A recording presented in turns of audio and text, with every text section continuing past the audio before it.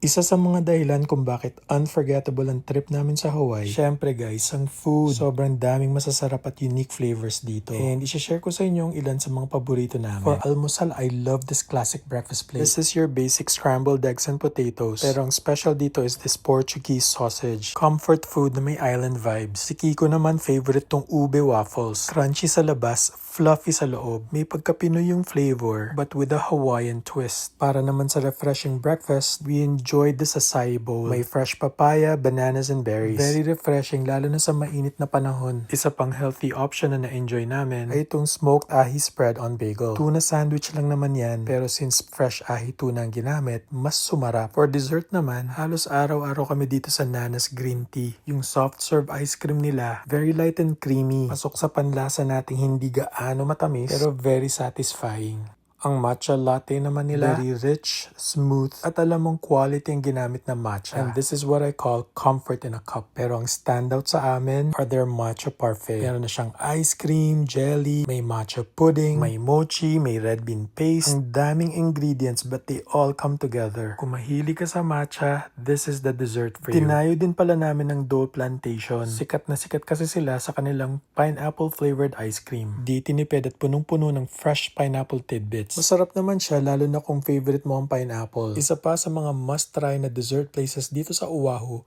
ay ang Matsumoto Shave Ice. Pino at fluffy ang yellow, nakala mo snow. Ikaw na rin bahala kung anong flavor ang gusto mo. Super sarap and refreshing at very Instagram worthy. At isa pang di namin pinalampas ay ang Liliha Bakery. Kilala sila sa Cocoa Puffs na soft and creamy at may very rich na filling. Yung mochi donut naman, very chewy and fluffy at sakto lang din naman ang tamis. Definitely worth a visit kung nasa Oahu kayo. Isa sa mga pinakaabangan ko talaga ay ang pagkain namin dito sa Tonkatsu Tamafuji. Highly recommend that you make a reservation. Kung hindi, maghihintay ka sa mahabang pila. They are known for their very juicy and crispy tonkatsu. In-order namin ang pork and oyster tonkatsu at parehong sobrang sarap guys. Medyo on the pricey side pero sobrang sulit. Ang maganda pa dyan, may pa-only rice at only cabbage salad sila. Ang quality ng food nila para ka nang nasa Japan. Kung usapang garlic shrimp naman, madalas Giovanni's ang naiisip. Pero para sa amin, mas nag-stand out ang Jenny's. Grabe yung garlic butter shrimp nila. Juicy, flavorful, at bawat kagat punong-puno ng sarap. Lasang-lasa mo talaga yung freshness ng hipon. Para sa mga fans ng Giovanni's, pasensya na but this is just our opinion. Isa pang nagustuhan namin ay itong food sa Dorako Sushi. As in, 2 nights in a row kami kumain sa restaurant na to and we ordered the exact same food. Ang crispy ng balat ng pan-fried salmon na to. Crispy on the outside and juicy on the inside. Perfectly